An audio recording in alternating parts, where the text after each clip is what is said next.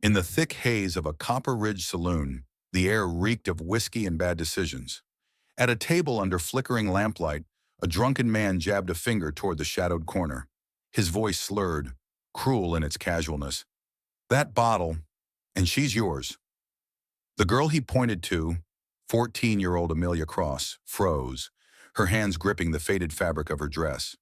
The stranger across from him didn't argue, didn't even blink. He simply slid the bottle forward and let two silver coins drop onto the table with a sharp, final clink.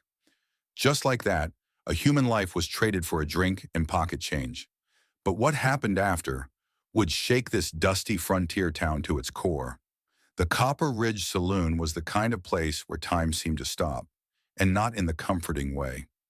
Even in the middle of the day, it was cloaked in shadow, lit only by the flicker of kerosene lamps and the faint shafts of sunlight that slipped through the warped shutters.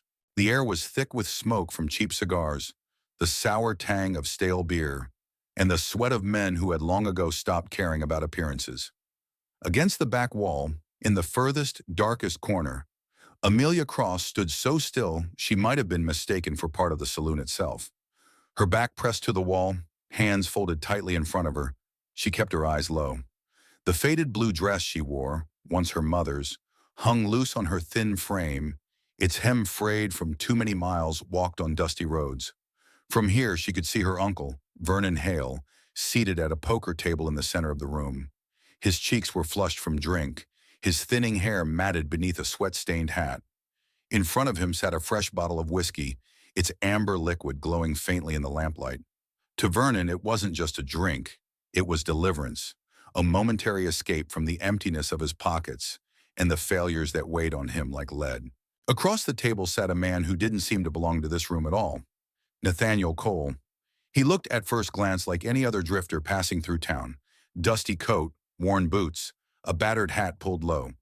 But Amelia noticed what most might miss.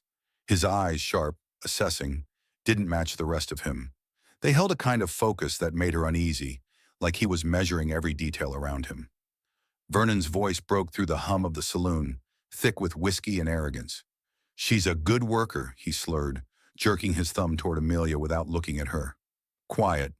Won't give you trouble. That bottle, and she's yours."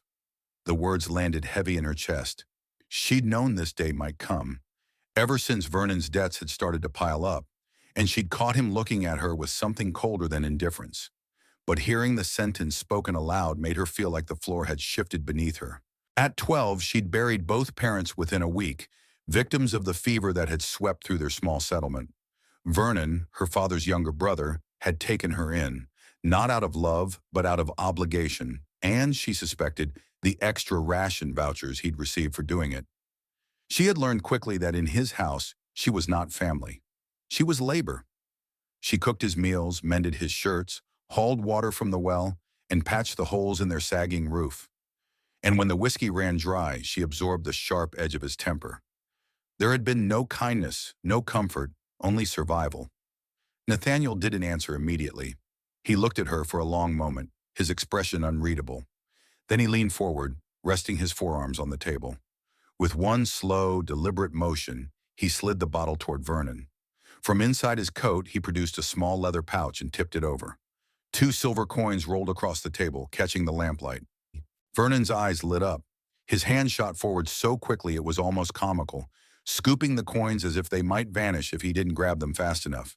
"Deal," he said, stuffing them into his pocket without another glance at Amelia. And just like that, it was done. A human life, her life, had been reduced to the price of a bottle and a pair of coins. Nathaniel rose from his seat, his chair scraping against the wooden floor with a sound that made a few men glance over. Without a word, he adjusted his hat and looked toward her. "Come on," he said. His voice was calm, almost gentle, but there was no question it was a command. Amelia's legs felt heavy as she stepped away from the safety of the wall. She could feel the eyes of the room on her, some curious, some pitying, and others with the cold detachment of men watching a business deal. From somewhere near the bar, a man chuckled under his breath. As they walked toward the swinging saloon doors, the low murmur of conversation returned, as though nothing remarkable had happened. Behind her, she could still hear the faint clink of coins in Vernon's pocket. When the doors pushed open, the night air rushed in, cool, carrying the faint scent of dust and sage. The contrast was sharp after the smoke and staleness inside. Ahead lay the quiet street of Copper Ridge, lit by the pale glow of the moon. For the first time in years, Amelia was stepping away from Vernon's shadow. But she had no idea whether she was walking toward freedom or into something far worse. The desert night wrapped around Amelia Cross like a cold, silent wave as the saloon doors swung shut behind them. The air was crisp compared to the smoky haze inside, carrying the dry scent of dust, mesquite, and the faint tang of horse manure from the hitching posts down the street. Nathaniel Cole walked beside her, his stride unhurried but deliberate. But he didn't take her by the arm, didn't steer her like a man claiming ownership. Instead, his hands stayed loose at his sides, the brim of his battered hat casting his sharp eyes in shadow. Amelia, still reeling from what had just happened, kept her distance. Her mind was a whirl of fear, suspicion, and disbelief. Every step felt like she was walking deeper into the unknown.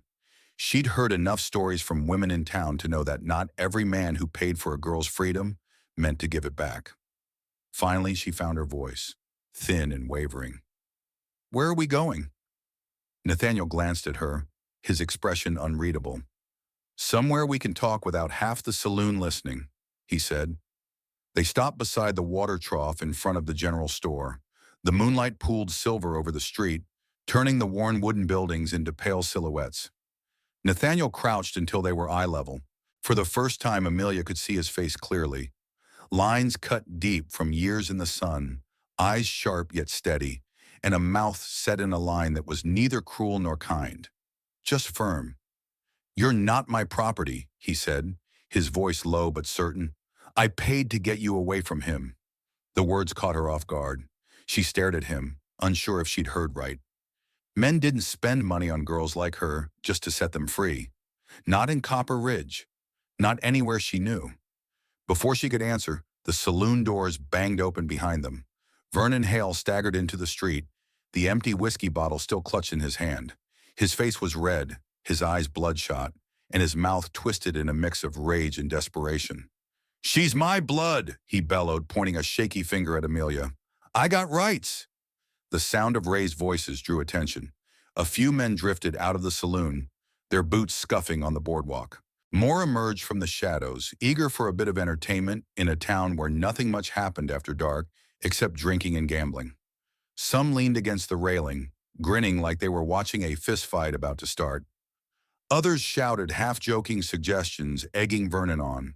Amelia could hear snippets, mockery, crude jokes, and one man's grim prediction about where girls with no family usually ended up. Nathaniel straightened to his full height, his presence alone enough to still some of the jeers. He didn't raise his voice, but when he spoke, the words carried. "How much?" The question stunned Vernon into silence for a moment. Then his lips curled into a greedy smile. $20. A ripple of surprise moved through the crowd. $20 was no small sum in Copper Ridge. Most men wouldn't see that much cash in their pockets in half a year. Vernon's tone made it clear he expected Nathaniel to walk away, to leave Amelia standing there like an unwanted card discarded from a deck. But Nathaniel didn't even hesitate. He reached inside his coat and drew out a thick roll of bills, the kind that made men in the crowd glance at each other with raised brows. Slowly, deliberately, he counted out $20. Gasps followed each bill as it slapped against the palm of his hand.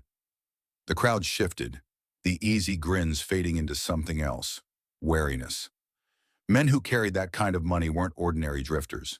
Nathaniel stepped forward, holding the bills out. "Take it," he said simply. Vernon snatched the money like a starving dog grabbing meat.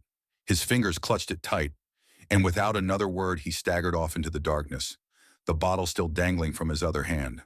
The crowd, robbed of the confrontation they'd been hoping for, began to drift away. A few muttered under their breath, speculating about who Nathaniel really was. The roll of bills, the ease with which he'd handed over such a sum, none of it fit the picture of a man who looked like he'd been sleeping under the open sky for weeks. Amelia stood rooted to the spot, her pulse still hammering. She didn't know whether to feel relief or dread. Vernon was gone, for now, but she was alone with a man she didn't know, who had just spent more money on her freedom than anyone had ever spent on her entire life. Nathaniel glanced at her. "Come on," he said, his tone quieter now. "We're not standing out here all night." And without waiting for her reply, he started walking again, his boots crunching softly on the dusty street toward the faint glow of the town's main thoroughfare. Amelia hesitated for one last moment, looking back toward the saloon. She could still see the lamplight spilling through the swinging doors, hear the low hum of voices inside. But the figure of Vernon Hale was gone, just like that, erased into the darkness. Taking a deep breath, she turned and followed Nathaniel into the unknown. The Grand Palace Hotel stood at the far end of Copper Ridge's main street, its signs swinging gently in the night breeze. The name promised grandeur, but the building itself told a different story. Peeling paint on the shutters, a front porch with sagging boards, and a pair of dim lanterns casting more shadow than light. Still, it was the cleanest lodging the town had to offer, and for Amelia Cross, it looked like another world compared to the cabin she'd come from. Inside, the air was cooler, scented faintly with soap and lamp oil. Behind the front desk stood Oscar Briggs, a balding man with round spectacles perched low on his nose. He was halfway through tallying something in a ledger when Nathaniel Cole stepped up to the counter with Amelia at his side. Oscar's eyes flicked from Nathaniel's dust-stained coat to the thin, wary girl beside him. His mouth tightened. "I'm not sure we have anything available tonight," he said, his voice slow, cautious. "People are talking." Nathaniel's gaze didn't waver. He reached into his coat, pulled out a small leather wallet, and slid a card across the counter. "Check again." Oscar picked it up, and his eyes widened. The card was heavy, the lettering embossed, bearing the seal of the Coal Mining Company, one of the largest and most profitable mining operations in the Southwest. Oscar's throat bobbed as he swallowed. "One moment," he said quickly, and turned to call toward the back. "Clara, need you up front." Clara Wynne, a young woman with rolled-up sleeves and an apron dusted with flour, appeared from the back room. Oscar leaned close to whisper in her ear, and she shot Nathaniel a wide-eyed look before grabbing a set of keys. "This way, please," Clara said, her tone shifting to one of hurried politeness. "We'll put you in Suite 7, our finest." Nathaniel gestured for Amelia to follow Clara upstairs. But before they reached the landing, the front door banged open. Sheriff Elias Boone stepped inside, the floorboards creaking under his boots. Tall, broad-shouldered, with a graying mustache and eyes that missed nothing, he carried the authority of a man used to being obeyed. His right hand hovered near the grip of his revolver. "Evening, Cole," he said, though his gaze fixed on Amelia. "Amelia, step away from him. You're safe now." Amelia froze halfway up the stairs, glancing between the sheriff and Nathaniel. Safe? She wasn't sure she knew what that meant anymore. Nathaniel didn't move to grab her. Instead, he spoke evenly. "There's been a misunderstanding." Boone's eyes narrowed. "The only misunderstanding is you thinking you can traffic a child through my territory without consequences?" Nathaniel nodded toward the front desk. "Oscar, hand him the card I just gave you." Oscar hesitated, then passed it over. Boone glanced at it, once, twice, and his expression shifted from suspicion to something like disbelief. He looked up sharply at Nathaniel. "This can't be right." "It is," Nathaniel replied. Boone's grip on his revolver loosened, though his posture stayed guarded. "The Coal Mining Company," he said slowly. "You own it?" Nathaniel gave a small nod.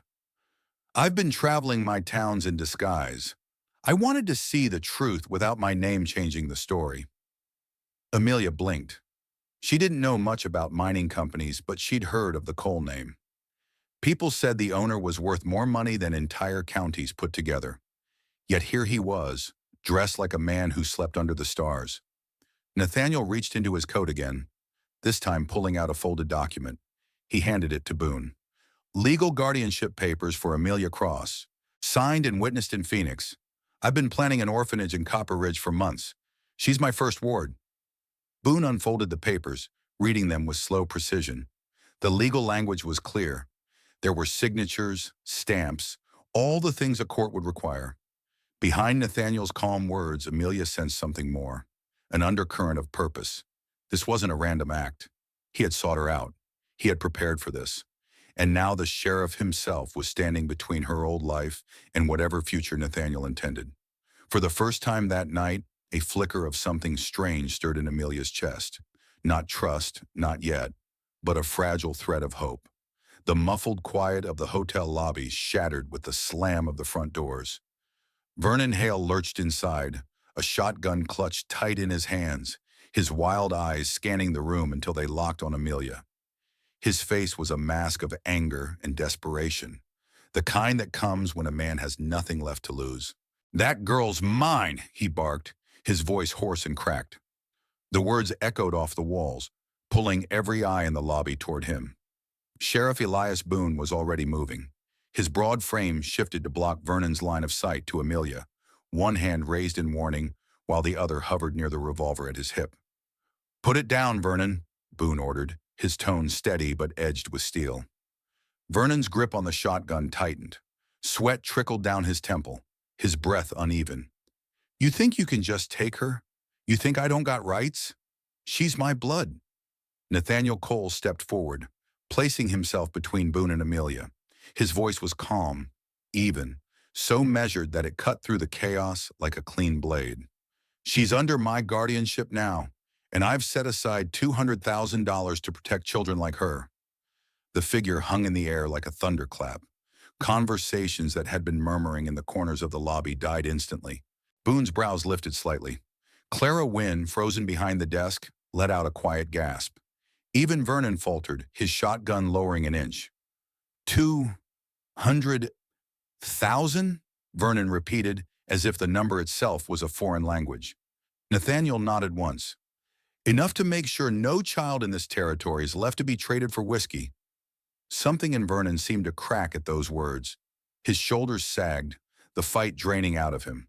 The shotgun dipped further until the barrel pointed toward the floor. His eyes, still bloodshot, shifted to Amelia. Just for a moment. "Keep her," he muttered, his voice raw. "Just take care of her better than I did." Without waiting for a reply, Vernon turned and walked toward the door. He moved slower now, his steps uneven, like the weight of his own choices had finally caught up to him. The door swung shut behind him, and the lobby fell into a heavy silence. Boone exhaled quietly, his hand easing away from his revolver. Clara glanced at Amelia, who was still frozen on the staircase, her small hands gripping the banister so tightly her knuckles were white. Nathaniel looked back at her, his expression unreadable, but there was something in his eyes, a promise, unspoken, but solid. Amelia didn't know what lay ahead, but one thing was certain. The man who had just risked himself to face down Vernon Hale wasn't finished with her story yet. 3 months later, the Copper Ridge Children's Home opened its doors for the very first time. The 2-story building stood on the edge of town where the desert met a line of cottonwoods.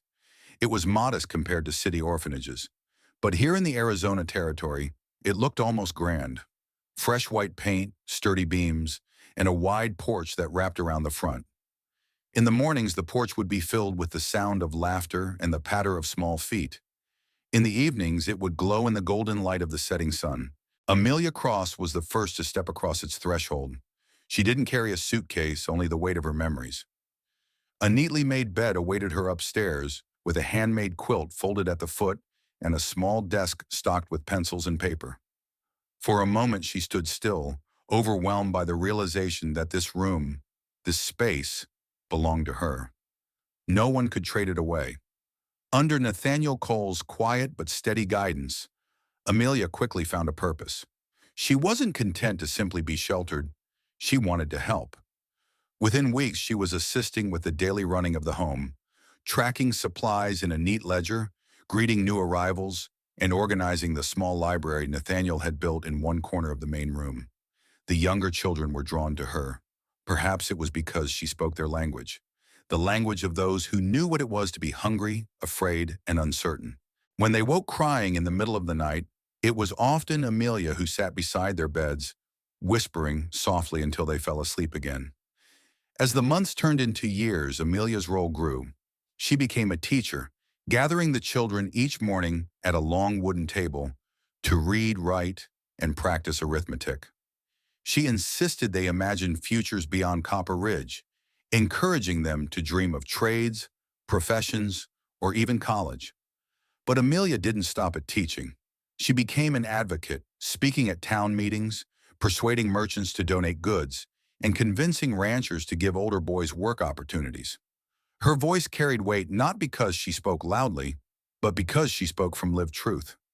Every plea she made for the children came from a place that others could feel. The Copper Ridge Children's Home became more than a building. It became a symbol. It was proof that a single act of courage, like Nathaniel stepping in that night at the saloon, could ripple outward to touch countless lives. Nathaniel's $200,000 fund ensured the home would never be at the mercy of the next hard winter or bad harvest. But it was Amelia's daily presence, her hands-on care, and her belief in every child who came through the door that gave the place its soul.